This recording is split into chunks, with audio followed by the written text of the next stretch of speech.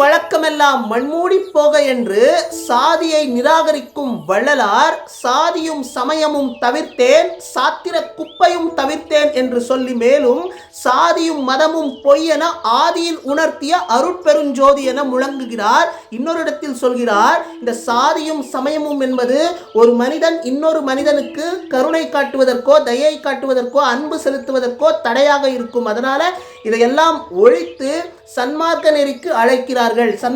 சன்மார்க்க நெறிக்கு வாங்க. சன்மார்க்கம் என்றால் என்ன? அதற்கும் விளக்கம் கொடுக்கிறார்கள். அனைத்து உயிர்களிடத்திலும் நாம் அன்பு செலுத்தணும். அனைத்து உயிர்களையும் தன் போல பாவித்தல், அதுதான் சன்மார்க்கம். அந்த சன்மார்க்கத்தினுடைய நோக்கமே அதுதான். அதனாலதான் அவங்க சமரச சுத்த சன்மார்க்க சங்கத்தை தொடங்குகிறார். அதுவும் அது சமயங்களற்ற அமைப்பாக இருந்தது. நண்பர்களே, தோழர்களே, நம்மளுடைய வள்ளலார் அவ்வளவு சின்ன வயசுலேயே கந்தக்கோட்டை முருகன் கோவிலில் முருகனை நினைத்து கொண்டு மனமுருகி பாடுகிறார். ஒருமையுடன் நினது திருமலரடி நினைக்கின்ற உத்தமர்த்தம் உறவு வேண்டும், உள்ளொன்று வைத்து புறமொன்று பேசுவார் உறவு கலவாமை வேண்டும், பெருமை பெரும் நினது புகழ் பேச வேண்டும், பொய்மை பேசாதிருக்க வேண்டும், பெருநெறி பிடித்தொழுக மதமெனும் பேய் பிடியாதிருக்க வேண்டும், மருவ பெண்ணாசையை மறக்கவே வேண்டும், உன்னை மறவாதிருக்க வேண்டும், மதி வேண்டும், உனது கருணை நிதி வேண்டும், நோயற்ற வாழ்வில் தான் வாழ வேண்டும், தர்மமிகு சென்னையில் கந்தக்கோட்ட துள்வளர் தலமோங்கு கந்தவேளே, தன்முகம் துய்யமணி உன்முகம் சைவமணி சண்முக தெய்வமணியே என்று எவ்வளவு மனமுருகி பாடுகிறார். அருட்பெருஞ்சோதி அருட்பெருஞ்சோதி தனிப்பெரும் கருணை அருட்பெருஞ்சோதி. அண்மையில வெளியான ஒரு புள்ளி விவரம் சொல்லுது, இந்தியாவிலேயே வெறும் 50% மக்களுக்கு மட்டும்தான் 3 வேளையும் சாப்பாடு கிடைக்கின்றது. மீதி இருக்கிற 50% மக்களுக்கு 3 வேளையும் சாப்பாடு கிடைக்கிறதில்லை அப்படின்னு அந்த புள்ளி விவரம் சொல்லுது. இதை கேட்டவுடனே என்னுடைய மனக்கண்ணுக்கு 2 முக்கியமான விஷயங்கள் தான் தென்பட்டுச்சு. ஒன்று, இந்த மணிமேகலை காப்பியம். இந்த காப்பியத்திலேயே நம்மளுடைய சீத்தலை சாத்தனார் அவர்களே அந்த காலகட்டத்திலேயே சொல்லியிருப்பாங்க, இந்த உலகத்திலேயே பசியை விட பெரிய நோய் இருக்கவே முடியாது அப்படின்னு எல்லாம் சொல்லியிருப்பாங்க. தன்னுடைய அமுதசுரபி என்ற பாத்திரத்தின் மூலமா மணிமேகலை அம்மா எத்தனையோ பேருடைய பசியை நீக்குகிறார் இந்த காப்பியத்தில். இதே மாதிரி பிற்காலத்தில் வந்த கிட்டத்தட்ட 200 ஆண்டுகளுக்கு முன்னாடி வாழ்ந்த நம்மளுடைய வள்ளலார் அவர்களும் இந்த பசி அப்படின்றது எப்படிப்பட்ட ஒரு நோய் அப்படின்றது பற்றி உணர்ந்து அணையா நெருப்பை பற்ற வைக்கிறார். அந்த அணையா நெருப்பு இன்றளவும் வடலூருக்கு போனீங்கன்னா அந்த சத்திய தர்ம சாலையில அன்னதானம் நடந்து கொண்டுதான் இருக்கின்றது. அந்த அணையா நெருப்பு இன்றளவும் எரிந்து கொண்டுதான் இருக்கின்றது. அருட்பெருஞ்சோதி அருட்பெருஞ்சோதி தனிப்பெரும் கருணை அருட்பெருஞ்சோதி. இவ்வளவுதாங்க. எவன் ஒருவனுக்கு துன்பத்தில் இருக்கிற மனிதனை பார்க்கும் பொழுது தனக்குள்ளேயும் அந்த கருணை உணர்வு, அந்த இரக்க குணம், அந்த கருணை உணர்வு வருகின்றதோ அந்த மனிதனுக்குள்ளே தான் உண்மையாகவே கடவுள் இருக்கிறார் என்கிறார் நம்மளுடைய வள்ளலார் அவர்கள். நண்பர்களே, வள்ளலாரை படித்தால் மட்டும் போதாது. வள்ளலார் சொன்ன அனைத்து விஷயங்களுமே நம்மளால இன்னைக்கு இருக்கிற மனிதர்களால என்னையும் சேர்த்துதான் நான் சொல்றேன், கடைபிடிக்க முடியாதுதான் ஒத்துக்கிறேன். ஆனா அவங்க சொன்ன அந்த அடிப்படை விஷயம் இருக்கு இல்லையா, அதாவது ஒரு துன்பத்தில் இருக்கிற மனிதனை பார்த்து அந்த இரக்க உணர்வு, நமக்குள்ள அந்த இரக்க உணர்வு, அந்த கருணை உணர்வு வரவில்லை என்றால் நாம் வள்ளலார் மட்டுமல்ல எவ்வளவு ஞானிகளின் வரலாறு படித்தாலுமே அது பயனற்றதாகத்தான் இருக்கும் என்பது நாம புரிஞ்சுக்கணும்.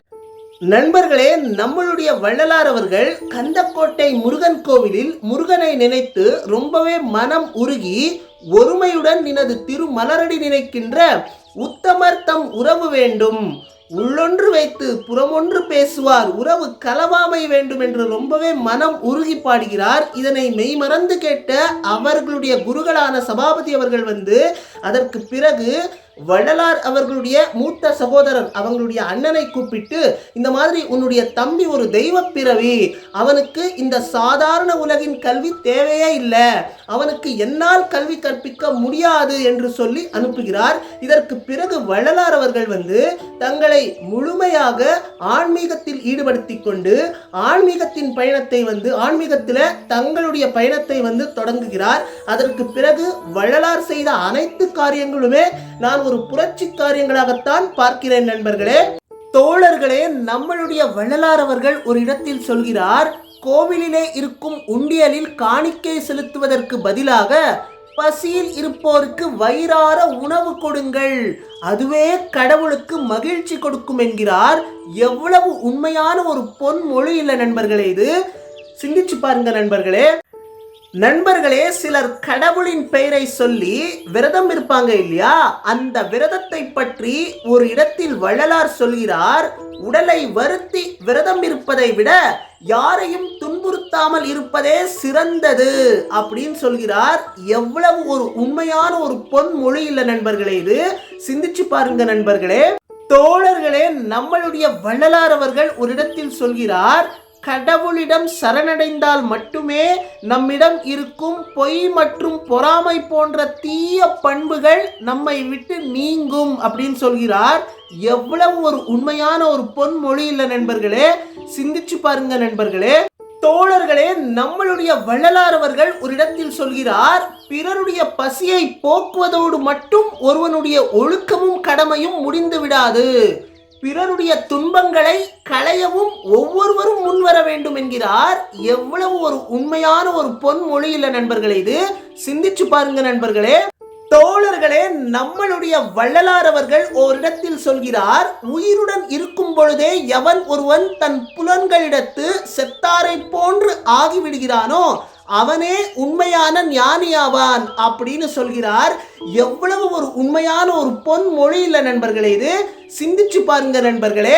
நண்பர்களே, நம்மளுடைய வள்ளலார் அவர்கள் ஓரிடத்தில் சொல்கிறார், மனிதனின் பிணத்தை தொட்டால் அல்லது பார்த்தாலே தீட்டி என குளிக்கும் மனிதனே வாயில்லா ஜீவன்களை பிணமாக்கி அதை வகை வகையாக சமைத்து சாப்பிடுவது எவ்விதத்தில் நியாயமாகும், எப்படி தர்மமாகும் என்று கேட்கிறார். அதற்காக அசைவம் சாப்பிடுவது தவறு, நான்வெஜ் சாப்பிடாதீங்க அப்படின்னு நான் சொல்ல வரவில்லை நண்பர்களே. ஏனென்றால் அவர்கள் பெரிய பெரிய மகான்கள், அவர்கள் சொன்ன அனைத்து விஷயங்களுமே நம்மை போன்ற சாதாரண மனிதர்களால் கடைபிடிக்க முடியாது. ஆனால் அவர்கள் சொன்ன அனைத்து விஷயங்களுமே நம்மளால தெரிந்து கொள்ள முடியும். அதில் எது இன்றைய காலகட்டத்தில் நம்முடைய வாழ்க்கையில கம்ஃபர்ட்டா இருக்கு அப்படின்னு நமக்கு தோணுதோ, அதே மாதிரி அதில் எது நம்முடைய அறிவுக்கு சரியின் படுதோ அதை கடைபிடிப்பதிலே தவறொன்றும் இல்லையே என்றுதான் நான் சொல்கிறேன்.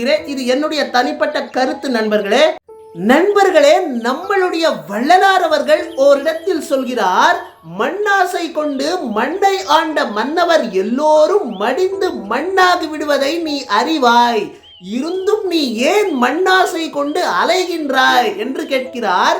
எவ்வளவு ஒரு உண்மையான ஒரு பொன்மொழி இல்லை நண்பர்களே, இது சிந்திச்சு பாருங்க நண்பர்களே.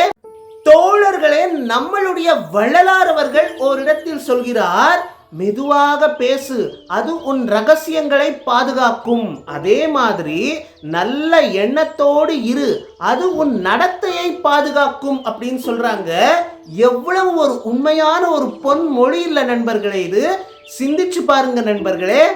தோழர்களே, நம்மளுடைய வள்ளலார் அவர்கள் ஒரு முறை சங்கராச்சாரியரை சந்தித்த பொழுது சங்கராச்சாரியர் வள்ளலார் கிட்ட பேசியிருக்கும் பொழுதே சங்கராச்சாரியர் சொல்கிறார், சமஸ்கிருதம் அனைத்து மொழிகளுக்கும் மாத்ருபாஷை, அதாவது தாய்மொழி அப்படின்னு சொல்கிறார். இதற்கு வள்ளலார் என்ன சொல்கிறார் தெரியுமா? அப்படியா, தமிழ் அனைத்து மொழிகளுக்கும் பித்ருபாஷை என்று சொல்கிறார், அதாவது தந்தை மொழி என்று சொல்கிறார் வள்ளலார்.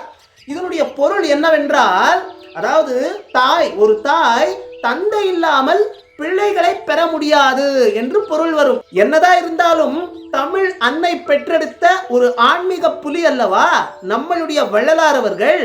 சரியான பதிலடி கொடுத்திருக்காங்க நண்பர்களே.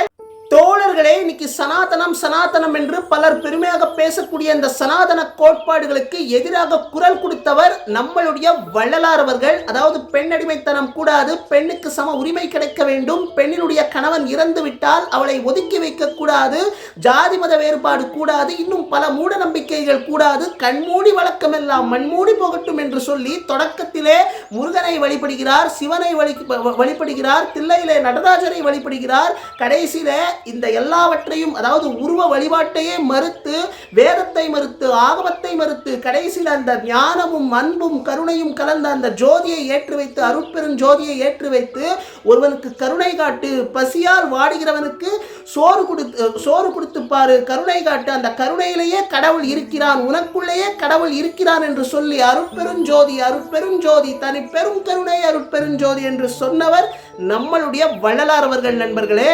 தோழர்களே, நம்மளுடைய வள்ளலார் அவர்களுடைய ஆன்மீக வழி என்பது மிக மிக எளிமையான வழி. அதாவது அவங்க என்ன சொல்றாங்க, முதல்ல சோறு போடு, அதாவது பசியால் இருக்கிறவர்களுக்கு முதல்ல சோறு போடு, அப்புறமா தான் கடவுள் அப்படின்னு சொல்றாங்க. அதாவது ஏன் அப்படி சொல்றாங்க அப்படின்னா, ஒருவன் பசியால் இருக்கிறதுனால அவனுக்கு மற்ற விஷயங்களை பற்றி சிந்திப்பதற்கு முடியவே முடியாது. அதாவது இந்த பசி கொடுமை இருக்கு இல்லையா, இந்த பசியால தான் இந்த சமூகத்தில் மனிதர்கள் நிறைய தீய செயல்களிலே ஈடுபடுகிறார்கள் என்பது வள்ளலார் சொல்கிறார். அதே மாதிரி பசியால் இருக்கிறவர்களுக்கு சோறு போடணும். அதே மாதிரி ஒருவன் துன்பத்தில் இருக்கிற மனிதர்களை பார்த்து எவன் ஒருவனுக்கு அந்த கருணை உணர்வு, அந்த இரக்க உணர்வு வருவதோ அவனுடைய உள்ளத்தில் தான் உண்மையிலேயே கடவுள் இருக்கிறார். அதுதான், அதாவது ஜீவ காருண்ய ஒழுக்கமே கடவுள் வழிபாடு அப்படின்னு சொல்றாரு. ஒருமையுடன் நினது திரு மலரடி நினைக்கின்ற உத்தமர் தம் உறவு வேண்டும். என்ன சொல்கிறார் வள்ளலார்? இறைவனை நோக்கி என்னால மனதை ஒருமுகப்படுத்தி உன்னையே என்னுடைய மனதில் எப்பொழுதும் நினைத்து கொண்டிருக்க முடியுமோ இல்லையோ எனக்கு தெரியல.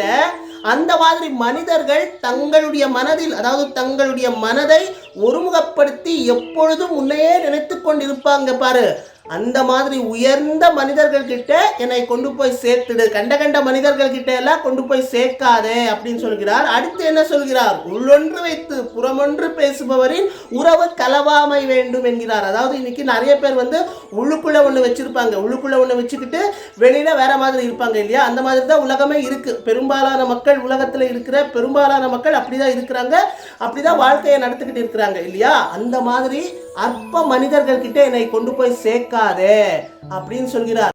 தொடக்கத்திலே கந்தக்கோட்டை முருகன் கோவிலில் முருகனை வழிபட்டு, திருவற்றியூரில் சிவனை வழிபட்டு, தில்லையிலே நடராஜரை வழிபட்டு, கடைசியிலே அருட்பெருஞ்சோதி அருட்பெருஞ்சோதி தனி பெரும் கருணை அருட்பெருஞ்சோதி என்று சொல்லி அந்த அன்பும் ஞானமும் கருணையும் கலந்த ஜோதியை ஏற்றி வைக்கிறார். அப்புறமா 1867 அணையா அடுப்பை பற்ற வைக்கிறார் நம்மளுடைய வள்ளலார். இதனுடைய நோக்கமே பசியால் யாருமே இருக்கக்கூடாது, வாடிய பயிரை கண்ட போதெல்லாம் வாடினேன் என்று ஒரு இடத்தில் மனம் உருகி பாடுகிறார். பசியால் யாருமே இருக்கக்கூடாது அப்படின்ற காரணத்திற்காக இந்த அணையா அடுப்பை பற்ற வைக்கிறார்.